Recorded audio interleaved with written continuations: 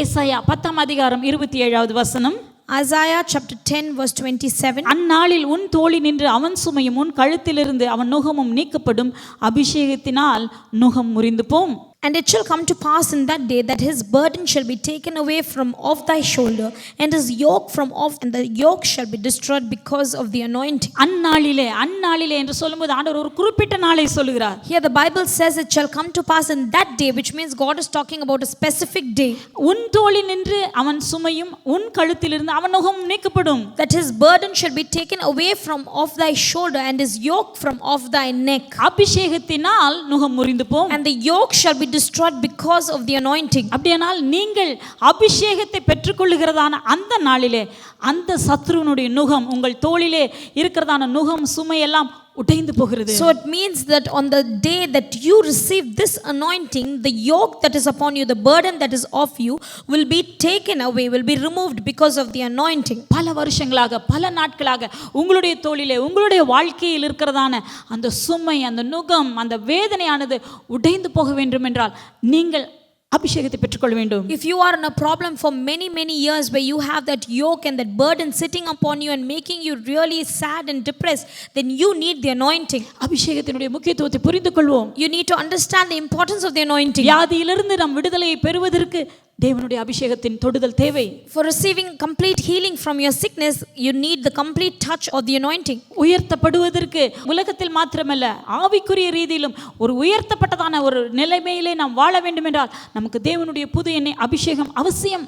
To go from glory to glory, and even to increase in your physical life and in your spiritual life, you need the anointing. புதிய தரிசனங்கள், புதிய காரியங்கள், மறைமுகமாய் இருக்கிறதான காரியங்கள் உங்களுக்கு வெளிப்படுத்தப்பட வேண்டுமானால் உங்களுக்கு அபிஷேகம் தேவை. If you want new revelations and many hidden mysteries to be revealed unto you, you need the anointing. கர்த்தர் பல காரியங்களை நமக்கு வெளிப்படுத்துவதற்கு அவர் விருப்பமாய் இருக்கிறார். Because God desires to reveal many new things to you. ஏனெனில் பரிசுத்த ஆவியானவர் நமக்குள்ளாக வாசம் பண்ணுவதின் நோக்கமே தேவனுடைய ஆழங்களை அவர் நமக்கு வெளிப்படுத்தும்படியாக அவர் நமக்குள்ளாக வாசம் பண்ணி கொண்டிருக்கிறார். The reason for the Holy Spirit to stay inside us and dwelling inside us is so that he will reveal unto you the deep mysteries that are present in the word of God. ஆகவே தேவன் இந்த இனிவரும் நாட்களிலே நம்மோடு கூட தேவன் பேசி நமக்கு ஒரு தரிசனத்தை கொடுத்து நம்மை முற்றிலும் ஒரு புதிய கோணத்தில் நடத்த வேண்டுமானால் நமக்கு அபிஷேகம் தேவை. So even in the coming days, if you want the Lord to lead you in a new direction, in a new path, then you need the anointing. ஆகவே இந்த அபிஷேகத்தை நாம் வாஞ்சித்து கேட்போம். So let us desire and ask for this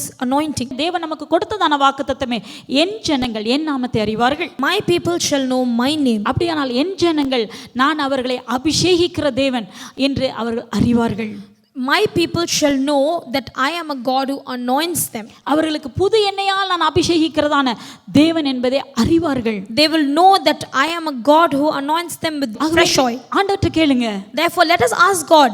இரண்டாவதாக ஆண்டவருடைய விருப்பம் என்னவென்றால் உங்களுடைய கழுத்து என்று சொல்லும்போது உங்க வாழ்க்கையில் இருக்கிறதான கட்டுகள் எல்லாம் உடைந்து போய் நீங்கள் விடுதலையோடு வாழ வேண்டும் என்று தேவன் விரும்புகிறார். So the second reason for God's desire for us is that the yoke from off your neck, which means it talks about the problems in your life, whatever is burdening you, whatever is pulling you down, that yoke will be broken because of the anointing. ஆகவே உங்களுடைய வாழ்க்கையில நீங்கள் இவைகளெல்லாம் உங்க வாழ்க்கையில இன்றைக்கு இதுவரைக்கும் இந்த நாள் வரைக்கும் உங்களை உபத்திரப்படுத்தி கொண்டிருக்கிற பிரச்சனை கொடுத்து கொண்டிருக்கிறதான காரியங்கள் மறைந்து போக வேண்டுமானால் உங்களுக்கு அபிஷேகம் தேவை. So if you are facing in a situations that are troubling you too much, then you need the anointing. ஏனெனில் அப்படிப்பட்டதான பிரச்சனைகள் உங்களுடைய வாழ்க்கையில் தொடர்ந்து இருப்பதை தேவன் விரும்பவில்லை. Because God doesn't desire that these kind of problems keep continuing to stay in your life. அவைகள் உங்க வாழ்க்கையிலிருந்து உடைந்து போக தேவன் விரும்புகிறார். God wants them to be broken. நீங்களும் விரும்புகிறீர்கள். You also desire the same. ஆனா நமக்கு தேவையானது என்ன? But what do we need for that to happen? We need the anointing. அபிஷேகத்தை நம்ம பெற்றுக்கொள்வோம். We need to receive this anointing. அப்பொழுது உங்களுடைய மனதிற்குள்ளாக ஒரு மாற்றத்தை தேவன் உண்டு பண்ணுவார். When we receive this anointing, God will bring about a change inside our mind. ஒரு emotional healing, அதாவது உங்களுடைய உணர்ச்சிகளில் உங்களுடைய சிந்தையிலே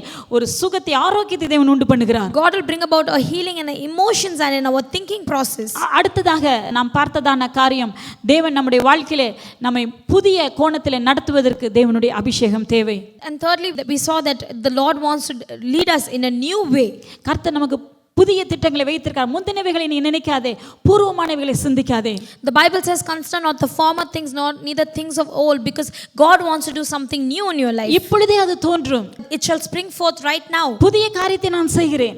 God says that I am doing a new நான் thing புதிய right now. காரியத்தை ஆண்டவர் செய்கிறேன் என்று சொல்லியிருக்கிறார். God says, I'm going to do a new thing right now. அந்த புதிய காரியம் எப்படி நம்முடைய வாழ்க்கையில வெளிப்படும்? And how do you think this new thing is going to get தேவன் manifested in your அபிஷேகத்தை life? அனுப்புகிறார். It is through His anointing. அபிஷேகத்தை தேவன் அனுப்புகிறார். He sends His anointing. தன்னுடைய பிள்ளைகளை அவர் அபிஷேகிக்கிறார். So He anoints His children. என்னுடைய பிள்ளைகளுக்கும் என் ஜனங்கள் என் நாமத்தை அறிவார்கள். My people shall know my name. என் ஜனங்கள் நானே அவர்களை உயர்த்துகிற தேவன் என்று அறிவார்கள். My people shall know that I am the God who lifts them up. என்னுடைய ஜனங்கள் நானே அவர்களை குணமாக்கி அவர்களை பாதுகாக்கிற தேவன் என்று அறிவார்கள். My people shall know that I am the God who heals them and protects them. ஆகவே இந்த நேரத்தில் நம்ம எல்லாரும் ஆண்டவரிடத்தில் கேட்போமா? Therefore let us all ask of God right now. ஆண்டவரே, எனக்கு இந்த அபிஷேகம் தேவை. Lord, give me this anointing.